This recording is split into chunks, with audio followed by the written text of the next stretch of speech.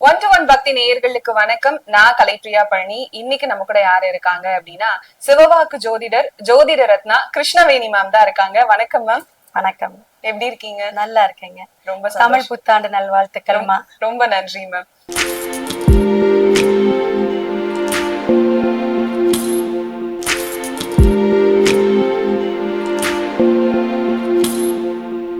Ma'am, அடுத்ததா கடகராசிக்காரர்களுக்கு இந்த தமிழ் புத்தாண்டு எந்த மாதிரியான பலன்களை கொடுக்க போகுது? பாசம் நேசம் யாருன்னா கடகம் தாங்க. விட்டு கொடுக்கக்கூடிய தன்மை ரொம்ப இருக்கும். ஆனாலும் அவங்க எதிர்பார்ப்பு என்னன்னா பாசத்துக்கு தாங்க.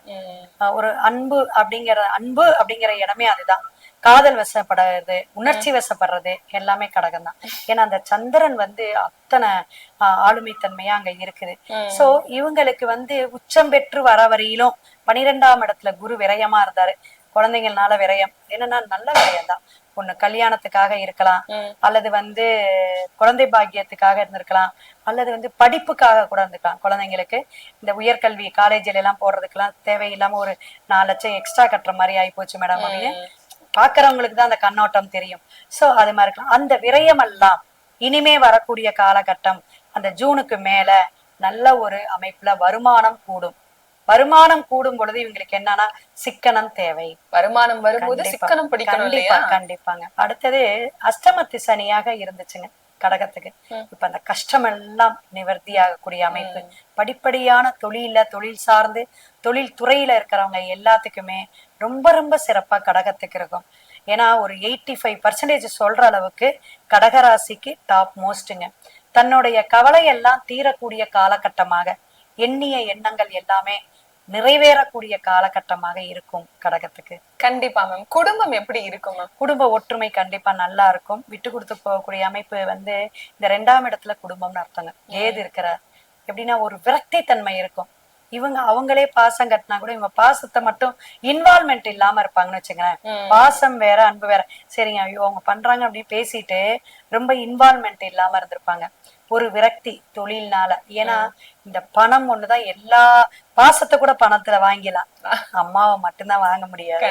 ஏன்னா அம்மா பணத்துக்காக மயங்க மாட்டா, அன்புக்கு மட்டும்தான் மயங்குவாங்க. அப்ப இந்த கேது கொஞ்சம் சின்ன சின்ன தடைகளை கொடுத்துட்டு இருந்தது. இவங்களுடைய பேச்சுக்கோ அல்லது இவங்களுடைய நடத்தைக்கோ ஒரு மரியாதை இல்லாம இருக்கிறது. அதனால ஒரு விரக்தி. அதெல்லாம் இனிமே கொஞ்சம் சரியாகும். வாங்க உட்காருங்க, சாப்பிட்றீங்களா, என்ன பண்றீங்கன்னு அக்கறை செலுத்தக்கூடிய அமைப்பு ஜூன்ல இருந்து வந்துடும். கண்டிப்பா மேம். இப்ப பண வரவு அப்படிங்கிறது எப்படி இருக்க போகுது? கண்டிப்பா சிறப்பா இருக்கும். நிறைய உழைக்கக்கூடிய அமைப்பு இருந்தனாலும் இந்த உறவுகள்லாம் நம்ம கொஞ்சம் ஒட்டுவாங்கன்னு வச்சுங்களேன். ஏன்னா அந்த சனி பகவான் நல்ல இடத்துல பாகிஸ்தானத்துல போய் உட்காருது. அப்ப என்னன்னா அந்த 9ஆம் இடம் தந்தை வழி தாய் வழி உறவுகள். என்னமா நல்லா இருக்கீங்களா இப்படி எப்படின்னு கொஞ்சம் நலம் விசாரிக்கக்கூடிய அளவுக்கு ஒரு நல்ல நல்ல காரியத்துக்கு எல்லாம் போகும் பொழுது, சுப நிகழ்ச்சி திருமணத்துக்கு எல்லாம் போகும்போதெல்லாம் உட்காந்து இப்ப நல்லா பேசுறாங்களே அப்படிங்கிற அளவுக்கு அக்கறை வைப்பாங்க. ஆமா, அக்கறை காட்டுவாங்கன்னு வச்சுங்க. ஹெல்ப் கூட பண்ணுவாங்க உறவுகள்ல. இப்ப சகோதர சகோதரி, அண்ணன் தம்பி, இது மாதிரி தன்னோட உறவுகள்லாம் இவங்களுக்கு பண உதவி கொடுக்கக்கூடிய அமைப்பு இருக்கு. கூட்டு தொழில தாராபலன் எல்லாம் பார்த்துதான் நீங்க ஜாதகம் நம்மளுடைய தசாபுத்தி பார்த்துதான் பிசினஸ் அப்படின்னு வரும் பொழுது, நட்பு வட்டாரம் அப்படின்னு வரும் பொழுது கவனமா இருக்கணும். கண்டிப்பா மேம். இப்ப அதே போல திருமணமும் குழந்தை பாக்கியமும் எப்படி இருக்கும் கடகராசிக்காரர்? குழந்தை பாக்கியம் கண்டிப்பா உண்டுங்க. 100% பெற்று குருதான் உங்களுக்கு குழந்தைக்கு அதிபதிங்க. சோ அவரை உச்சம் பெற்று வரும்போது எப்படியோ நமக்கு ஒரு அகப்பைம்பாங்க, அது நம்ம கர்ப்பப்பையில இறைவனுடைய அருளால கண்டிப்பா ஒரு குழந்தை உண்டு அப்படிங்கிற. அதுக்கு சனி பகவான் பாக்கியத்துல இருக்கறனால குருவோட இடத்துல இருக்காருமா. மீனம் குருங்க. அப்ப அதோட பிளேஸ்ல இருந்தே நமக்கு குரு கொடுக்கக்கூடிய அமைப்பு. அந்த குரு 5ஆம் திரிகோண பாவமா பாக்குறாரு. அப்ப பார்க்கக்கூடிய அமைப்பு சனி கேந்திரமாக இருந்து திரிகோணமாக இருக்கும் போல ஒரு பலாபலன் உண்டுங்க. அப்ப குரு கொடுக்க மாதிரி யாருமே கோடி யோகம். அதுல ஒரு பிள்ளை பேரை கொடுக்கறது சிறப்பான ஒரு விஷயத்த பாக்கியஸ்தானத்தோட கொடுப்பாரு. கண்டிப்பா நல்ல பாக்கியமா குழந்தை பிறப்பா. கண்டிப்பா. படிக்கிற மாணவர்களுக்கு எப்படி இருக்கும்? மாணவர்களுக்கு சின்ன சின்ன தடைகள், தாமதங்கள், சோம்பேறித்தனம் இதெல்லாம் இருந்துச்சு. இப்ப சுறுசுறுப்பா ஆயிருவாங்க அப்படிங்கிறதுக்கு குரு உச்சம் பெறனாலதான். அவங்களுக்கே எவ்வளவோ சொன்னேன் புத்திமதி, ஆனா கேட்கல, பையன் இப்ப கொஞ்சம் வேற மாதிரி மாறி இருக்காரு. ஏதோ ஒரு ஞானோதயம் அவங்களுக்கா அந்த வந்துரும் ஒரு பக்குவம் அடைஞ்சிருவாங்கன்னு வச்சுங்களேன். அதனால அந்த பக்குவ நிலைப்பாடுகள் வரும். முன்கோபம் சின்ன சின்ன விஷயங்கள்ல வந்தாலும் கல்வியில வந்து அவங்களுக்கு தடை இல்லாம இனிமே கொஞ்சம் படிக்கக்கூடிய ஆர்வங்கள் காட்டும். ஆனால் நீங்களும் கொஞ்சம் பேரண்ட்ஸ் சப்போர்ட் பண்ணி கொஞ்சம் காலையில அதிகாலை எழுப்பிவிட்டு கொஞ்சம் உறுதுணையாக இருந்தா, அவங்களுக்கு பாசம் மட்டும் தான் தேவை, பாசம் செலுத்தினீங்கன்னா கண்டிப்பா நல்லா படிப்பாங்க. கண்டிப்பா மேம். கடகராசிக்காரர்கள் என்ன கடவுள் வழிபாடுகளை இறைவன் வழிபாடு அப்படின்னா குலதெய்வ வழிபாடு கண்டிப்பா எடுத்துக்கணும்.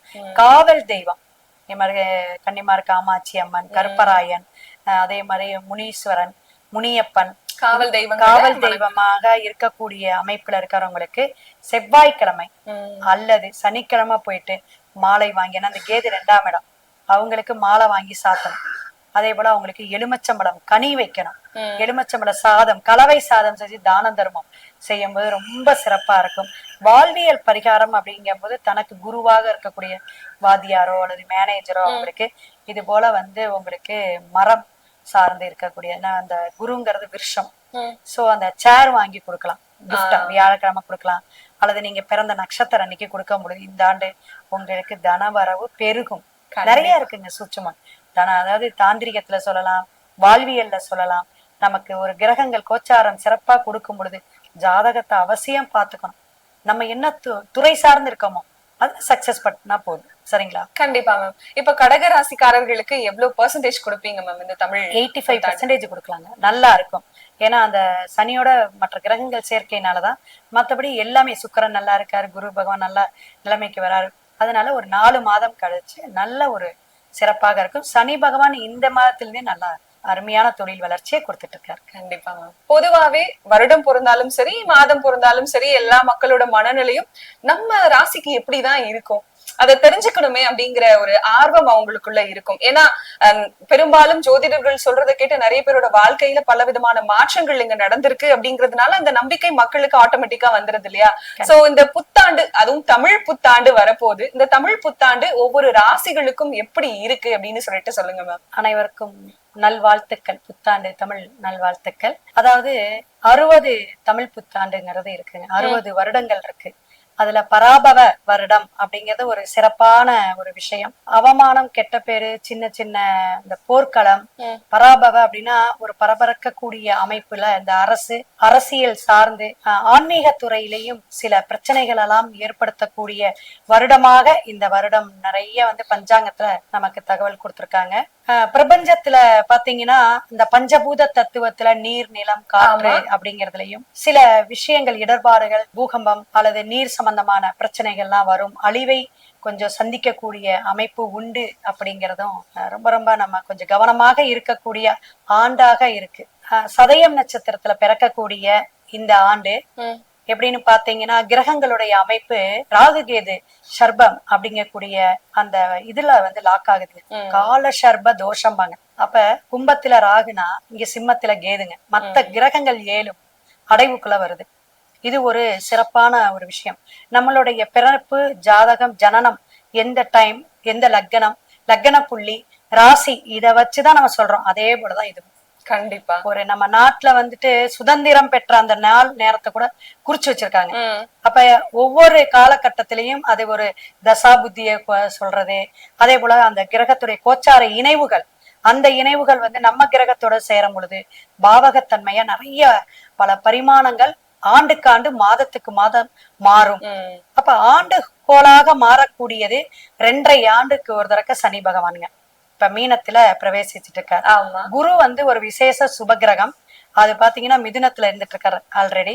அடுத்தது பாத்தீங்கன்னா உங்களுக்கு கடகம், அதிசார குருவாக அடுத்த ஆண்டு வந்து உங்களுக்கு சிம்மத்துக்கு வந்துட்டு அப்புறமும் கடகத்துக்கு மாறக்கூடிய ஒவ்வொரு ராசிக்காரர்களுக்குமே அந்த மிதுனம், கடகம், சிம்மம் 3 இடத்துக்கு வரும் பொழுது குருவுடைய பரிமாணம் எப்படின்னா இதெல்லாம் கலந்த கலவையாக நம்ம ஒவ்வொரு ராசிக்காரர்களுக்கும் பலாபலன், இதுல என்ன நம்ம பரிகாரம்ங்கிறத ஆட் பண்ணி சொல்றோம். கண்டிப்பா மேம். ரொம்ப தெளிவா இந்த தமிழ் புத்தாண்டு உங்களுக்கு இப்படிதான் இருக்க போது, இவ்வளவு பெர்சன்டேஜ் இருக்க போது, ஆனா கடவுள் வழிபாடுகளும் இருக்கு, அதையும் பண்ணும் போது நீங்க ரொம்ப சிறப்பா இருக்க போறீங்க அப்படின்னு ரொம்ப தெளிவா சொல்லியிருக்கீங்க. நன்றிமா. சிறப்புமா. அனைவருக்கும் வாழ்த்துக்கள். நன்றி.